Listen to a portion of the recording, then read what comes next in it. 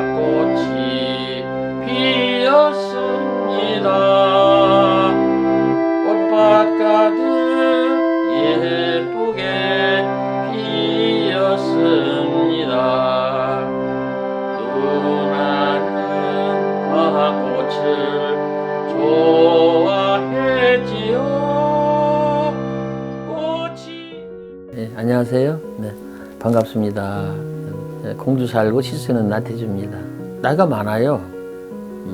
그건 무슨 소리냐면 오래 살았다는 뜻이에요. 그리고 시도 오래 썼다는 뜻인데 시를 쓴 지가 60년이 넘어요. 시인이 된 것도 55년째입니다. 55년 차 시인입니다. 네. 나는 어려서부터 시인이 되고 싶었어요. 그게 나의 별이었어요. 시인이 되는 것이 내 꿈이었습니다. 그 꿈을 가지고 지금까지 왔지요. 시인은 감정의 서비스맨이다. 지금 우울하고 슬퍼요? 지금 불안해요? 그러면 이 시를 좀 읽으세요. 그러면 그 불안이 좀 내려앉고 억울한 게 조금 가라앉을 겁니다. 슬픔이 좀 좋아질 거예요. 이렇게 도와주는 일을 하는 사람이 시인이다. 그렇게 생각합니다.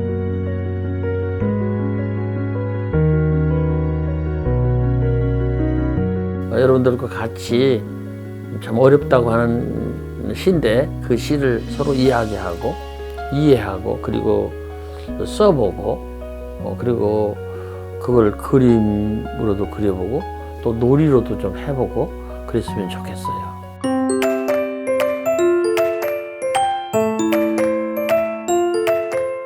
시는 있었던 것들을 그냥 쓰는 게 아니고 내 느낌이라고 그러는데 마음이라고 그러는데 그걸 쓰는 건가? 아니면 있었던 걸 그대로 사실 그대로 쓰는 건가? 느낌을 쓰는 건가? 어떤 것 같아? 사실이 아닌 느낌을 쓰는 것 같아요. 그렇지, 그렇지. 엄마가 집에 없으면 엄마가 보고 싶잖아? 그리고 좀 이때 밥을 안 먹으면 배고프잖아. 밥 먹고 싶잖아. 바로 그런 어떤 느낌? 그걸 쓰는 거라고 나는 생각해. 사실이나 있던 걸 그대로 쓰는 게 아니고 느낌을 쓰는 것이다.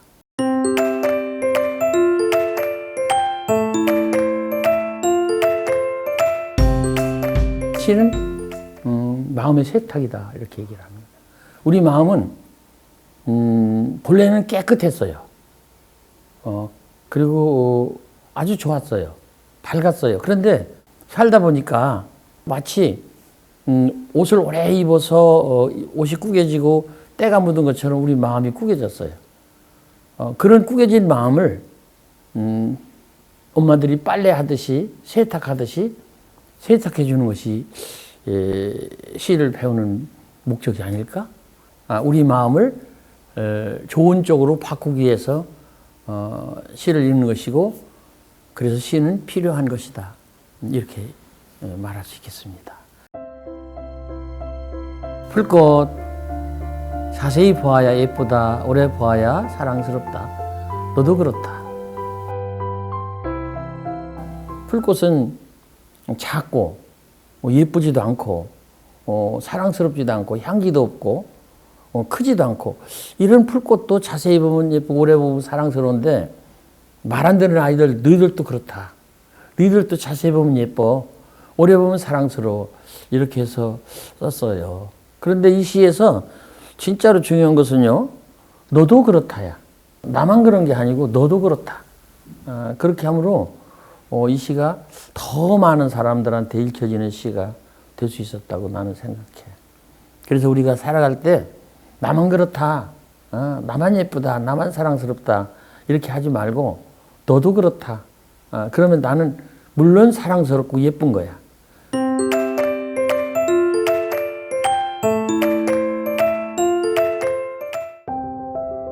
둥글다 붉다 안아주고 싶다 우리 엄마. 이 시를 보니까 어떤 생각이나 느낌이 들었나요?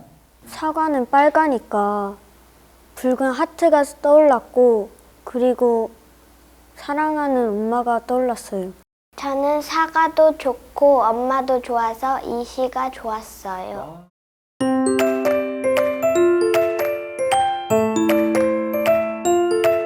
이번에는 초등학교 2학년 오세은 학생이 쓴 새끼 강아지라는 시를 함께 읽어볼 거예요. 할머니 집에서 태어난 새끼 강아지 3마리. 눈을 못 뜨고 어미 품에서 꼬물꼬물. 어미가 새끼 강아지들을 핥아주는 걸 보면 우리 엄마가 나를 안아준 것처럼 좋았다. 시를 더 재밌게 읽기 위해서 시의 말들을 한번 바꿔볼게요. 내가 시를 썼다면 여기 어떤 말을 썼을까? 이렇게 생각을 하면서 읽는 거죠. 어미 품에서 다음에는 어떤 말이 나올 것 같아요? 어미 품에서 낑낑이라는 생각이 들었어요. 어미 품에서 눈을 못 뜨고 있다라는 생각이 들었어요. 어미 품에서 따뜻하게라는 생각이 들었어요. 우리 엄마가 나를 땡땡땡 한 것처럼 좋았다.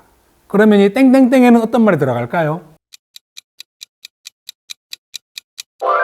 우리 엄마가 나를 보고 웃는 것처럼 좋았다. 우리 엄마가 나를 챙겨주는 것처럼 좋았다. 우리 엄마가 나를 안아주는 것처럼 좋았다. 우리 엄마가 나를 안아준 것처럼 누구야? 그러면 내 거야. 응? 보고 있는 것처럼? 그럼 내 거야. 너는 뭐라 했어? 챙겨주는 것처럼. 그러면 그건 내 거야. 그래서 이렇게 패러디, 저런 건 말놀이, 말 바꾸기 그런 걸 통해서 말을 더 넉넉하게 여러 가지로 부드럽게 잘 쓰는 힘이 생기지 않을까? 그런 생각이 드네. 아주 훌륭해요. 잘했어요. 네, 네.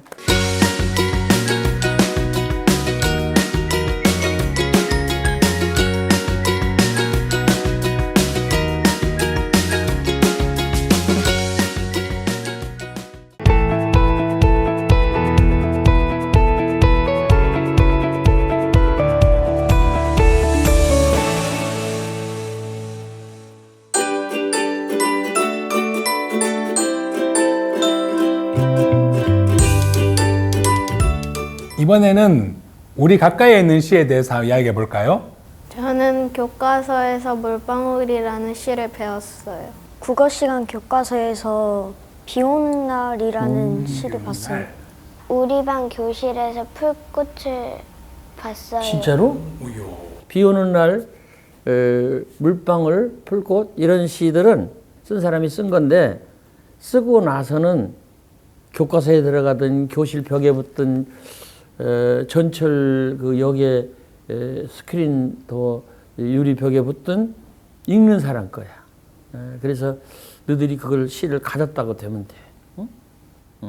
그래서 시를 많이 이런 여러 군데서 보고 읽고 그러면 또 그걸 베끼거나 외우거나 핸드폰으로 사진 찍거나 이래서 잘 자기가 기억하고 그걸 좋아하고 그러면 자기 것이 돼요.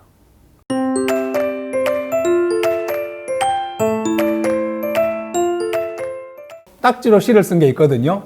어때요? 궁금하죠?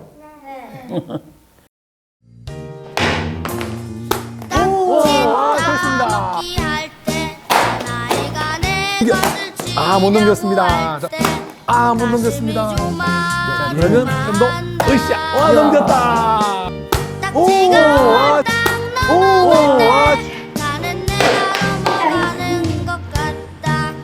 나는 내가 넘어가는 것 같다. 딱지 따먹기 저거 해보니까 기분이 어떠냐? 재밌어요. 좋아? 네. 나는 옛날 생각이 났네. 얘들아 저기 저 노래 재밌지? 재밌지만 약간 조금 아슬아슬하지. 왜 그러냐면 딱지가 넘어갈 때 내가 넘어가는 것 같다고 그랬잖아. 딱지가 넘어가는데 내가 넘어가는 거야. 딱지가 나야. 그래서 이 딱지를 나로 바꾼 거야. 사람으로 바꾼 거야. 글 쓸 때 가장 잘 쓰는 거고 꼭 필요한 거라고 나는 생각해. 구름도 보고서 엄마라고 생각할 수 있고 무슨 솜사탕이라고 할 수도 있고 큰 궁전이라고 할 수도 있고 이렇게 다른 것에서 이렇게 구름을 그것을 저것으로 이렇게 빗대어 말하잖아. 바로 저렇게 딱지를 나 또는 사람으로 이렇게 비겨서 말하는 것이 시에서 가장 중요한 거라고 생각해. 어땠어? 재미있었어? 응? 저런 시 같으면 우리도 쓸 수 있지 않을까? 글을 쓰는데 제일 중요한 것은 아주 옛날 어른부터 하는 얘기인데 많이 읽자, 많이 써보자, 그리고 많이 생각해보자. 이렇게 세 가지를 얘기를 했어. 저 친구도 아마 저 글 하나를 쓰기 위해서 많이 읽고 많이 쓰고 또 많이 생각하지 않았을까? 그런 생각이 들어. 해봐. 으쌰. 아우가. 우와. 어. 넘어갔어. 와, 올라갔어. 뒤집어졌지. 시 제목이 조금 어려워. 느낌이라는 시야. 느낌. 아까 뭐랬어? 시를 쓰게 하는 것이 느끼는 거라겠지. 속에 있는 어렵게 말하면 감정, 마음 그런 거라고 그랬지. 그래서 아마 그런 것을 가지고 그 느낌이라는 걸 가지고 느낌이 안 보이는 건데 보이는 걸로 아마 바꿔서 내가 쓰고 싶었던가 봐. 청개구리하고 연잎파리가 이렇게 서로 나와서 연잎파리 위로 청개구리 올라가는 것이 내가 보이는 건데 그걸 보고 내 마음도 청개구리가 뛰어서 이렇게 연잎파리가 휘어지는 것처럼 이렇게 휘어지는 것이 따라서 휘어지는 것이 보인다. 이렇게 썼어요. 시를 쓸 때는 앞에 내가 보이는 거, 경험한 거, 듣는 거, 그거에 대해 써요. 그런 다음에 내 마음의 것을 써요. 이게 시 쓰기의 기본이에요.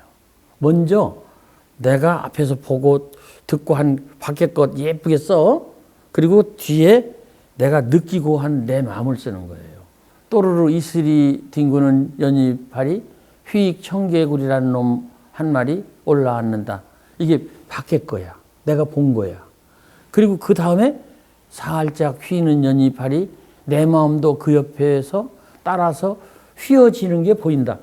어떻게 마음이 휘어지겠어요. 근데 연잎파리가 휘어지는 걸 보고 그게 내 마음이라고 이렇게 갖다 붙이는 거예요. 우리 주변에는 살다 보면은 자기도 모르고 그냥 지나가는데 재미있고 즐겁고 아주 특별하고 신기한 그런 놀잇감, 여러 가지 소재, 쓸거리 이런 것들이 많은 것이라고 생각이 들어요.